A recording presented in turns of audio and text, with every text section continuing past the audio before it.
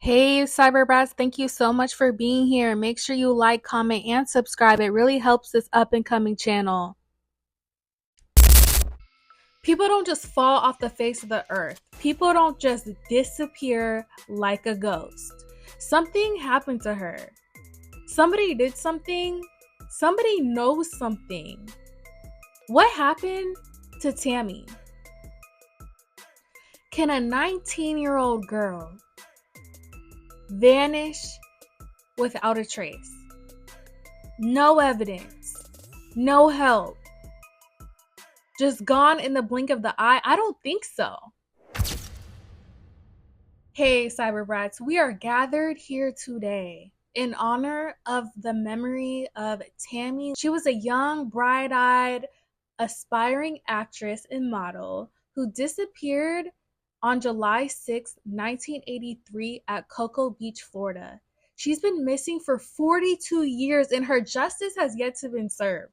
She's never been found. There's been no explanation to this day. Not only is it driving you crazy, it's driving me crazy. Now, Tammy was born in Florida, and even at a young age, she was competing in beauty pageants. And apparently, if you're a beauty pageant queen and you're murdered, it just never gets solved. Now, out of these 300 pageants, she won 280 of them, which is honestly super impressive. Unfortunately, Tammy only got to take her career so far. She was in CoverGirl magazine. She had a role in the movie Spring Break, and right before her disappearance, she had a small role in the film Scarface.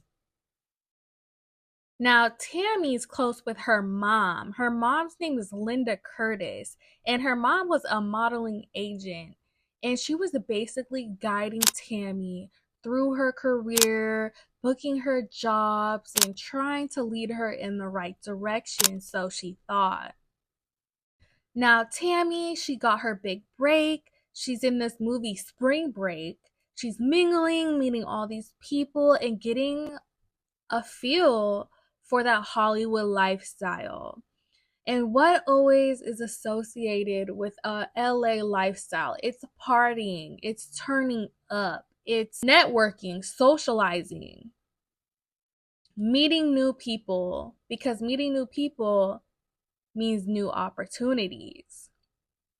So Tammy's invited to this party and she shows up alone, which is already really weird. Like, us girls are supposed to stick together. What is she doing just going to a party by herself? Little does Tammy know that this party, this event, this gathering, whatever you want to call it, was about to change her life. And not in a good way. Now, I wasn't at this party. You weren't there either. None of us were there. None of us knows what happened. This is just all left up to speculation. Something happened at this party Tammy went to, and it wasn't something good. It was very obvious that Tammy witnessed something bad. So, according to those who were close to Tammy at the time, after what Tammy had witnessed, it was just downhill from there. Like, this was the catalyst to a lot of destruction, leaving behind a trail of confusion and unanswered questions. I just have to point out how familiar this situation sounds to a viral video of this model, Gabrielle Rico Jimenez, and it's a viral video of her screaming outside of a hotel in Mexico, Montreal Hotel, screaming that she had witnessed cannibalism at an elite gathering and that they were eating people. This was in 2009, and she very genuinely seemed horrified. The storyline is just so familiar to Tammy's, where they went to a gathering with influential people, elite people, people in Hollywood, and it's just never the same again and disappears, never to be seen. A cold case remaining unsolved, no answers, no accountability, no justice, not even a body. Sometimes I don't think people understand just how dark Hollywood is. It's truly a very dark place with some people doing some imaginable things in that place. And we know this for a fact just by the few surface level things we see in the media. A lot of these celebrities do not add up. The truth of the matter is, there's a lot of people in Hollywood that just aren't very good people. And a lot of them have done very bad things to be established the way that they are. Now, rituals aren't anything new to Hollywood. We've seen them time and time again. Look up that Kanye show, Donda 2, Astro World, the Diddy parties. I'm not here to debate whether rituals work because I don't know. But people are definitely doing them. And especially powerful people, aka rich people, influential people who can make someone disappear, and a lot of them get away with their crimes. However, I say all this to say, men, they systematically hold a lot of power.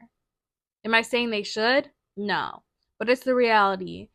And if you don't believe me, why hasn't there been a woman president? Moving on. I think a lot of men doing these rituals to make them more powerful. And what do men like? They like pretty women, models. So it's possible these men were hosting a ritual. Tammy was invited. Who knows? Maybe at this party Tammy was at, she walked into the wrong room. Maybe she thought a door led to the bathroom. She walked into the wrong room, saw something she shouldn't have saw. But whatever it is that Gabrielle saw, whatever it is Tammy saw, changed them. Changed them forever. And then they disappeared. Not only did they disappear, whoever did that made sure they were gone and was established enough to make sure nobody ever knew that an entire woman with a family, a future, dreams and potential, a beating heart in her chest and a brain with full consciousness and a soul deserving of a life, gone. According to Tammy's mother, the paranoia started to kick in. Tammy asked her mother, "What would you say if I told you somebody was trying to kill me?" When Tammy's mother asked if someone was trying to kill her, Tammy answered yes. Tammy's mom didn't know how to decipher which of Tammy's paranoias were valid and which ones were delusional. Around this time, Tammy was isolating herself, a completely different person. And in the mix of this all, trying to manage a career. She gets a small role in the film Scarface. So boom, Tammy's in Miami. She's staying with a close family friend, shooting for the movie Scarface. Everything's going well in the beginning until the fourth day of work, where they're reenacting a scene where a man gets shot. There's blood, there's gore, everything is very graphic. When Tammy sees this, it triggers a whole anxiety attack, a full breakdown, hysteric, horrifically horrified. She couldn't film the rest of the movie after seeing that. The family friend, who goes by Walter, called Tammy's mother talking about, "You need to get her psychologically evaluated, like something's not right. Is there actually something seriously wrong?" Tammy's fearing for her life. Like, is this real? Is someone out to get her? Or is there something seriously wrong here? She needs a mental health professional, not to be out here filming horror movies. Which I don't understand why Tammy's mom, she's a weird character throughout this whole story. Your daughter has just completely like switched up. Like as a mother, you know your daughter. Whole time, her mom's not getting her the help she needs. Tammy's mom is like, come back home, come back home. When Tammy goes home, the paranoia continues. Tammy's mom says there were good days and then there were bad days. Some days, Tammy was completely normal. And then other days, you could see it all taking over her. One day, Tammy just snaps. Full crash out mode. She starts smashing all the windows in the house and even attacks a close family friend. Tammy's mom didn't know she was going to be able to handle another episode like this. Tammy's mom takes Tammy to the sheriff's office. And when Tammy talks to the sheriff, she doesn't say anything about being in fear for her life, like she had told those close to her. And I'm sure there could be reasons for that. If someone's threatening to kill her, they're probably threatening her not to say anything about it, right? And if she's genuinely fearful, genuinely thinks someone could hurt or harm her, she's most likely not going to go against what they're saying. Tammy's mother finally takes her to a mental health care center for a psychiatric and physical evaluation. She's observed for 72 hours and then Tammy's released. After all this, the following day, Tammy calls up a friend. She might need to vent, she might need to get something off her chest, she's going through a lot. So this friend picks her up and they go to the beach. While Tammy's with this friend, they have a verbal argument. Tammy's so mad, she's like, just let me out the car, just let me out the car. He ends up leaving her at the glass bank at Cocoa Beach, just leaving her there by herself, allegedly. The man that Tammy had come and picked her up was a man that went by Keith, and he was a friend that Tammy had met in acting class. After Keith picked her up, she begins to tell him how unhappy she is living at home and asked him for money so that she could run away. This so-called friend of Tammy's dropped her off 5 miles from her home, from where he picked her up. She was barefoot, didn't have a purse, and according to detectives, that was the last time she was seen alive. This story, it's all over the place. There's a lot of missing pieces to the puzzle. Now, we don't have proof, we don't have evidence, we don't have facts. It's a guessing game at this point. We do know most women are killed by someone they know, someone that they're close to. And most of the time, victims were killed by the person they were last seen with. And after this friend dropped Tammy off, she was calling her aunt, who owned a costume shop over by Cocoa Beach. She was leaving her urgent messages, but Tammy's aunt was actually out of town at that time. Tammy then calls a friend who also didn't answer. And I'm like, oh my God, that just sucks so much. Like, just imagine being in a bad situation and no one answers the phone. Detectives are quoted saying, she disappeared without a trace. We talked to some of her close friends. They felt that Tammy was having problems at home and she wanted to leave. I really just don't like the answer the detectives gave. It just seemed like a cop out. This young 19-year-old girl, she was scared about someone killing her, but I know she disappeared, but it's not because someone killed her or something bad happened to her. She just wanted to leave. I don't need to do my job. I don't have to do paperwork and make phone calls. She just wanted to leave, okay? I'm done. I'm clocking out. Is it time for my break yet? Some people think that Tammy was experiencing symptoms of schizophrenia. And Tammy being 19 at that age is when some adults start to have their first episodes. Some people even believe that Tammy was the victim of active serial killers in the area. There were even other young women going missing at the same location she did. But all those leads were simply dead ends. Tammy has an older sister named Suzanne, and she believes that Tammy's death could be connected to the death of Nancy K. Brown, a 25-year-old tourist from Illinois who was abducted from Cocoa Beach on June 4th, 1983. Her remains were later found in a wooded area, and both Tammy and Nancy were young, petite, light hair, light eyes, and were last seen on the same street and vanished almost exactly a month apart. Nancy's murder has also never been solved. So there's this Hollywood blind item called Crazy Days, Crazy Nights, and it revealed allegedly what happened to Tammy.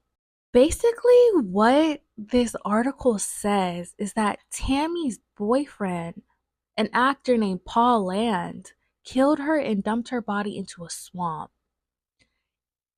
And the boyfriend died in 2007. And apparently, it was Paul's nephew who finally revealed what happened to Tammy. We don't even know if this is true or not. This is just a theory. So apparently, Tammy starts dating this Paul Land dude, which is her co-star on the movie Spring Break. Tammy has her own hometown boyfriend, Keith Roberts, the man who was last seen with her. Apparently, Keith didn't treat her very well. Paul Land ends up beating Keith up and nearly putting him in the hospital. Allegedly, one night, Paul and Tammy go out after they're done filming on set for Spring Break. And apparently, this was the night of the mysterious party where Tammy was never the same again. According to the killer's nephew, what happened that night was a man was trying to shoot his shot at Tammy. Paul shot this man in the back of the head 3 or 4 times. The blood splatter, the guts, the gore was literally all over Tammy because Paul shot this man right in front of her. And after that, Tammy was just never the same. A lot of actors on set, they end up liking each other, going out, hooking up. And Tammy might have met this guy and they had a little relationship going. And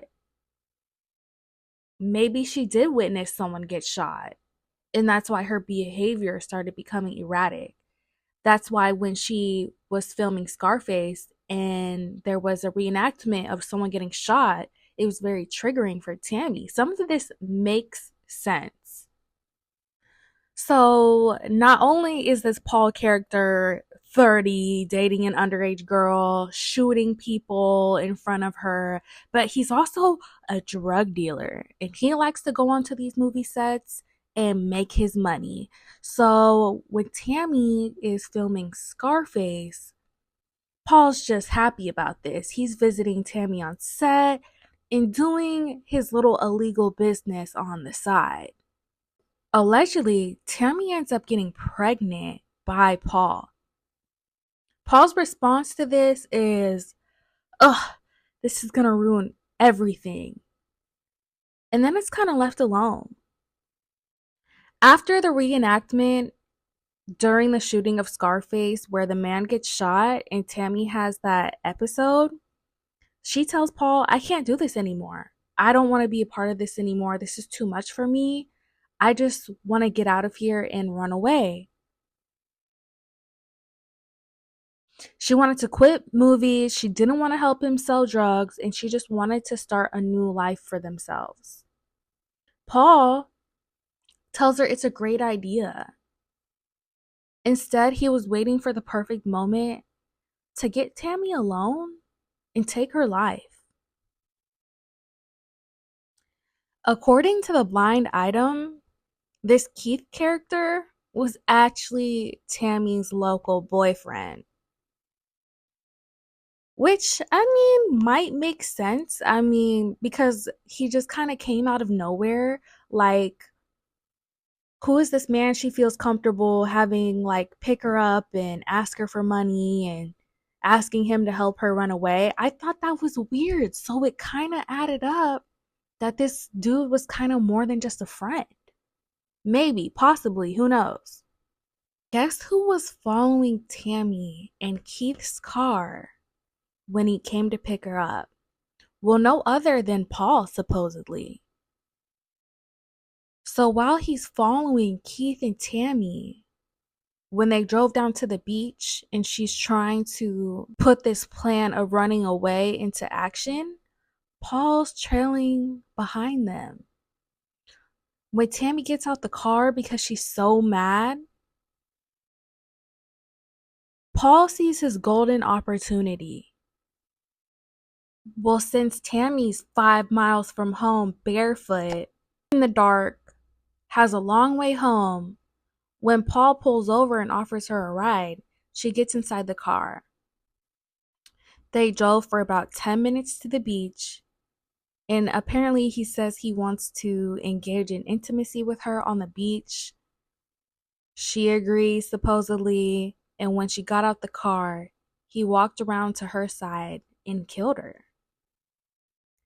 He then dumped her body in his trunk and drove several hours to a place where people like him dispose of bodies in the wooded swamp, so an alligator would have taken care of the evidence.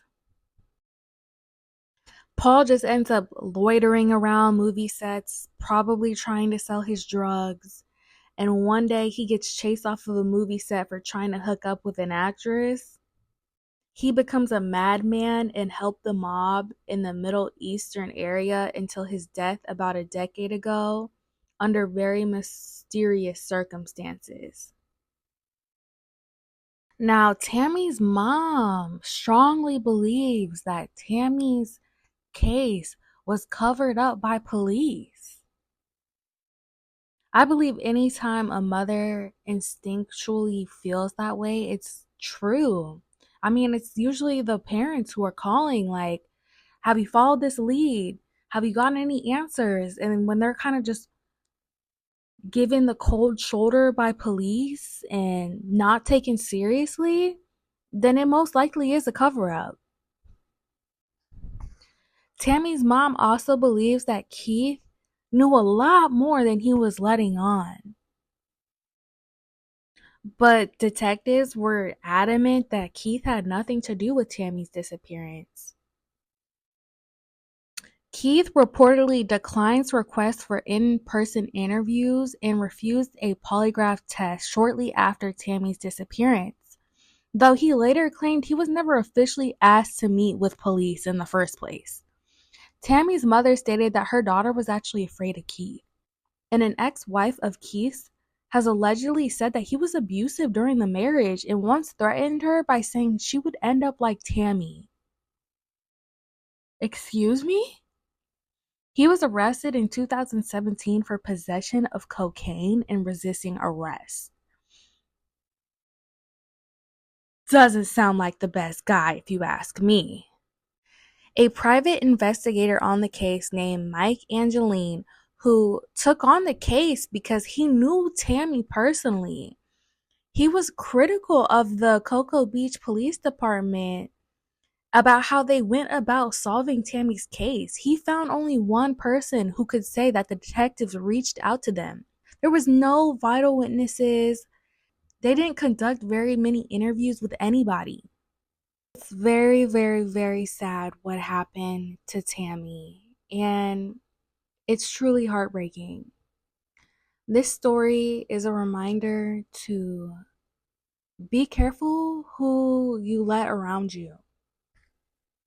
This is the story of Tammy, who went missing at 19 years old. If she were still alive today, she'd be 60 years old.